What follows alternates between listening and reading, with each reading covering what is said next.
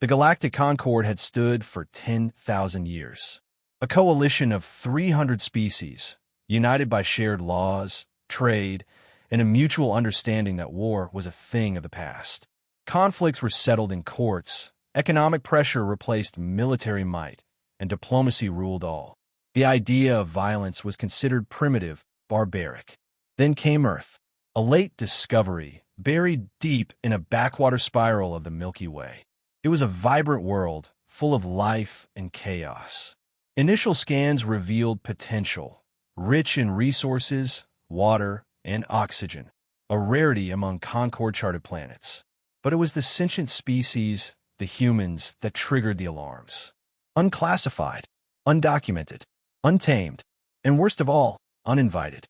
The Concord dispatched envoys, expecting compliance. That was the protocol. New species were given a choice: join or be quarantined. But the humans didn't react as expected. They laughed at the demands. They argued, debated, questioned everything.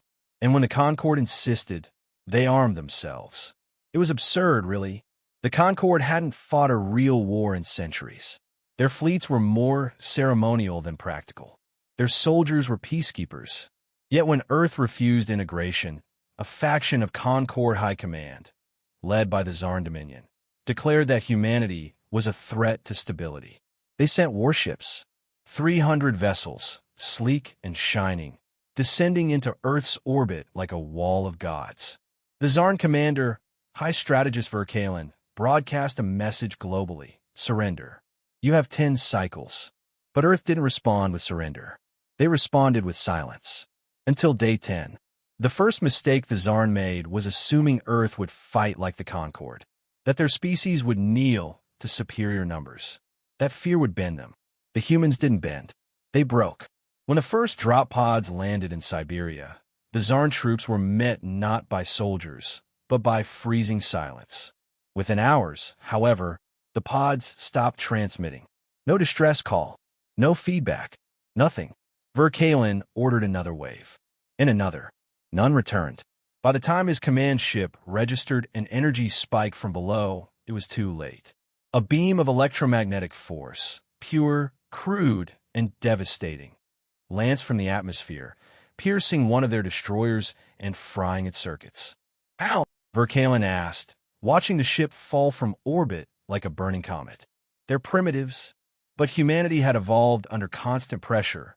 Wars, revolutions, diseases, climate collapse. Earth had never known peace. They didn't build weapons for display. They built them to survive. While the Concord prized elegance and pacifism, humans had mastered brutality. The Concord had forgotten how to be predators. Earth never had that luxury. The second phase was orbital engagement. Verkalen's fleet moved to higher orbit and began planetary bombardment. Entire valleys were turned to glass.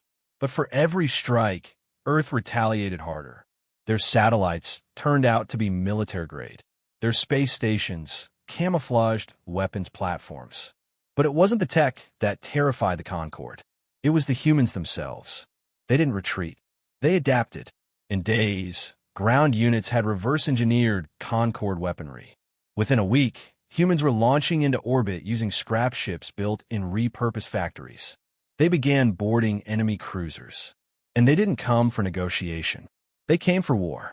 Verkalen watched in horror as entire battalions of Concord soldiers, tall, agile, elegant beings, were cut down by humans wielding crude exosuits, fire, blades, and whatever they could salvage.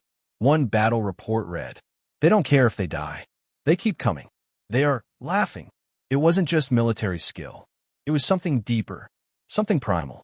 Concord species were conditioned over millennia for peace. Humans were born from struggle. War wasn't a profession, it was instinct, and the humans enjoyed it. By month 2, the tide turned. Earth had pushed the Concord fleet into retreat.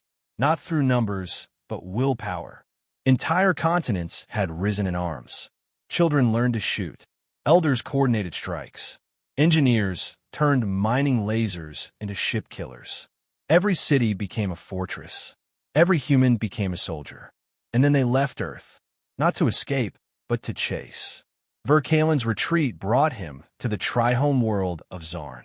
He sent distress signals, requested reinforcements.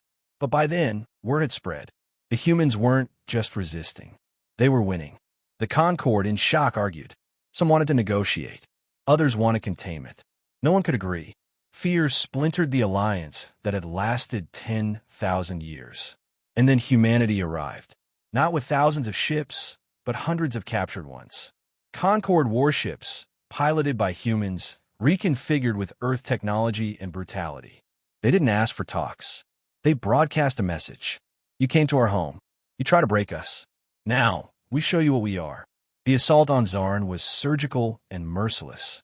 Unlike the Concord's clean wars, humans fought dirty. They disabled food supplies, hijacked comm systems, turned Zarn's moon into a kinetic weapon, and dropped it on their capital's shield dome.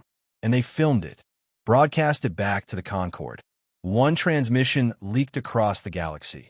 A human soldier, eyes bloodshot, armor scorched, standing atop the wreck of a Zarn hover tank. He looked into the camera and said, "You thought we were just another species. You thought wrong. We are Earth. We are the reason monsters hide under their beds." The Concord collapsed. Worlds that once prided themselves on civility now whispered of Earth in fear. Treaties were rewritten. Borders retracted. Dozens of species surrendered preemptively. The term human became synonymous with unpredictable. But humanity didn't conquer. They didn't enslave. They sent a message to every species. We didn't ask for war. But if you bring it to our door, we will remind you what war really is. And then Earth vanished, back into their system, silent, watching, waiting. A century passed. Stories of the war turned into myth. Alien children were told, "Sleep now, or the humans will come." The Concord rebuilt, fragile and humbled. Earth became a legend, half fear, half reverence, until a young Concord diplomat, curious and defiant, made the journey to Earth, hoping to re-establish peaceful contact. She landed on the moon, where a single human structure stood, an old outpost, abandoned except for a plaque on the front. She brushed off the dust and read the words carved deep into the steel. "We didn't start it, but we will end it. Forever." And beside it, a phrase in bold, crude English. "You declared war on Earth. No one warned you what we really are.